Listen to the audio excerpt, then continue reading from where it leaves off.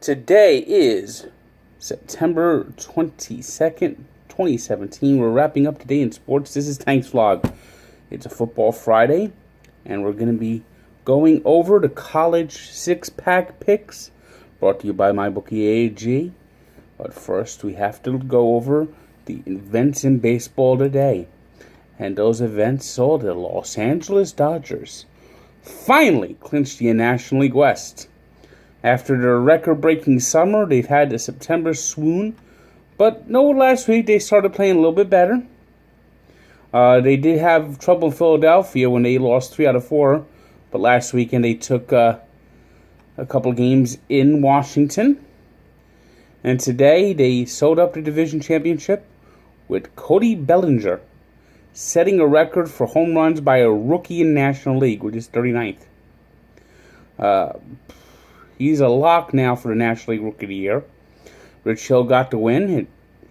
And they're still going to win their 100 games. They're still going to be the only team to win 100 games, probably. Although the Indians, they have a shot. Indians did lose today. Only their second loss in September. Astros won, so the Astros are now just a game and a half back for the best record in the American League. The Boston Red Sox also won today and gained a game on the Yankees, who had a stinker in Toronto. So the Yankees are now 4 out. The Yankees are just not going to catch the Red Sox. They'll get that first wild card, so that's in very good shape. They have a 6-game lead on the Twins. But they're just not going to catch the Red Sox. In National League Central, the only other race that's not settled, the Cubs beat the Brewers again. Now a 5.5-game lead over Milwaukee and a 5-game lead over the Cardinals, who are just hanging in there. And the Cardinals are only a game back of the Rockies for that second wild card. So that's where the races are now. It's the wild card spots. The Central Division's the Cubs kind of got a comfortable lead now. And the Twins, with a win today, now have a 3.5-game lead over the Rangers and Angels for that second wildcard spot. So things are getting settled. There's only a week left, basically, in baseball. So everything's coming together. The postseason will be here before you know it. Today's 3 stars are Chris Iannetta of the Arizona Diamondbacks, who had 8 RBI today in a win over the Miami Marlins. Justin Verlander, who allowed just 1 hit in 7 innings as the Astros blanked the Angels. And Erasmo Ramirez, who got the victory for the Mariners against the Tribe. Today we're going to give a birthday shout-out to one of those players who you thought was going to be a big star, but he ended up busting, and that's Joba Chamberlain. The Yankees, 10 years ago, it looked like this guy was going to be the heir apparent to Mariano Rivera, but then the Yankees started with these Joba rules. They made him a starter. They made him a reliever. We talk about the Mets ruining a player's career. The Yankees did a number to Joba Chamberlain. So he's now out of baseball at the age of 32.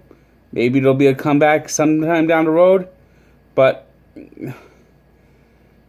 talk about as someone who fizzled. And we'll take a look back 25 years ago to Tampa Bay, when the Lightning played their first exhibition game at home, and in goal was Manon Rhéaume, the first female goalie in the history of the NHL. This was a brilliant publicity stunt by the Tampa Bay Lightning, and it really helped the women's hockey movement. Within a few years, they were in the Olympics. Manon Rhéaume was part of Team Canada. She got the silver medal because Team USA won. But there's a trailblazer a lot of people have forgotten about. So check out the story at Barstool Sports and at Sports Encyclopedia, where sports history lives. And now, the 6-pack picks, brought to you by MyBookieAG. That's where you will get on the action. So if you want to take my advice and go with me in my picks, just go to MyBookieAG. Last week, it wouldn't have been a good idea. I did not have a good week last week. I went 2-4 with the spread, and 3-3 straight up winners.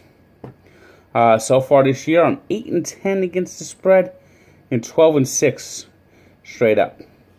The 6 games we choose today are Oklahoma State against TCU. Both these teams are undefeated. Both these teams are solid contenders in the Big 12 Conference.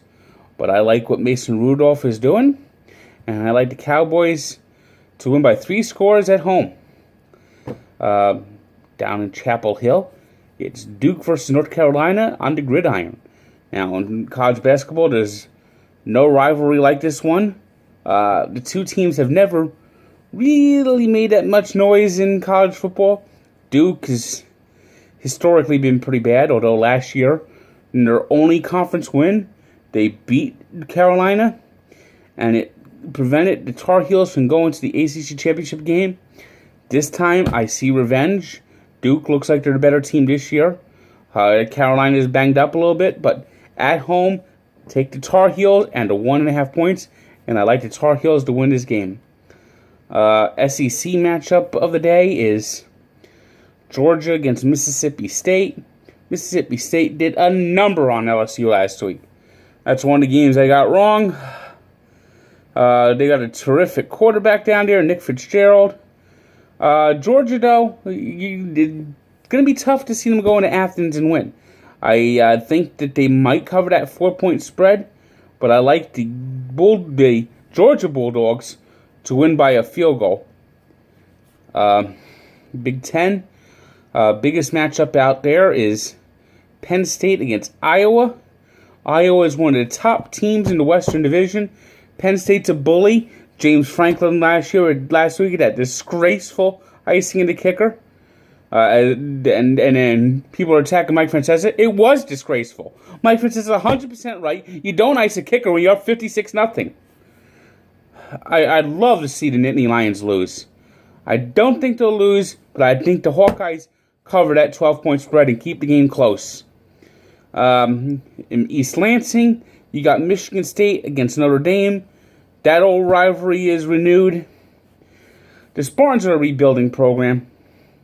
They really are rebuilding. This is not classic Michigan State. I like Notre Dame to go in there and win. They're a 3-point favorite, so take the Irish. And in the Pac-12, the late night game, Washington, Colorado, a rematch of last year's Pac-12 championship game.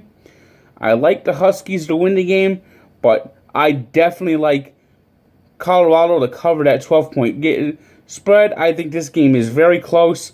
I think this game is decided by 1 score, and it may not be decided until the final minutes of the fourth quarter. So there's your 6-pack picks. Get on the action at MyBookieAG. Go to Sports Encyclopedia, as always, where sports history lives, and enjoy those college football games tomorrow. And tomorrow night, I'll be going over the Sunday games in the league where they play for pay. Good day.